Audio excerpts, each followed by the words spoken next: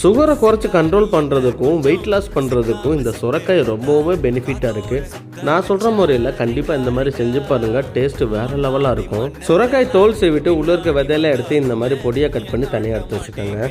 கடாயில் கொஞ்சம் கடலெண்ணெய் இல்லைன்னா நல்லெண்ணெய் சேர்த்துக்கோங்க. கொஞ்சம் கடுகு உளுந்து, கொஞ்சம் கருவேப்பிலை, நறுக்கி வச்ச சுரைக்காயை சேர்த்து நல்லா வதக்கி விட்ருங்க.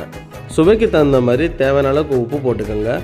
இது ஒரு 10 நிமிஷம் நல்லா வதங்க விட்ருங்க. இந்த அளவுக்கு நல்லா வதங்கினக்கப்புறம் கொஞ்சம் மஞ்சள் பொடி, கொஞ்சம் மிளகாய் பொடி, கொஞ்சம் கறி மசாலா பொடி சேர்த்து இதையும் நல்லா மிக்ஸ் பண்ணி விட்ருங்க. 10 ரூபாய்க்கு கடலப்பருப்பு வாங்கி அதை மிக்சியில் நல்லா அரைச்சி பொடியாக்கிட்டு அந்த பொடியையும் இந்த காயோடு சேர்த்து நல்லா மிக்ஸ் பண்ணி விட்ருங்க. இதை ஒரு 2 நிமிஷம் நல்லா கிளறி விட்டுட்டு அடுப்பு ஆஃப் பண்ணிடுங்க. அவ்வளோதாங்க, நல்ல மணமாகவும் சுவையாகவும் சுரைக்காய் பொரியல் ரெடி. வெறும் சாப்பாட்டில் பிணைஞ்சு சாப்பிட்டா கூட டேஸ்ட்டு சும்மா அல்டிமேட்டாக இருக்கும். ஹெல்த்தியாக சாப்பிடுங்க, ஆரோக்கியமாக இருங்க. வீடியோ பிடிச்சிருந்தா லைக் கொடுத்துட்டு உங்கள் ஃப்ரெண்ட்ஸ் அண்ட் ஃபேமிலிக்கு ஷேர் பண்ணிடுங்க.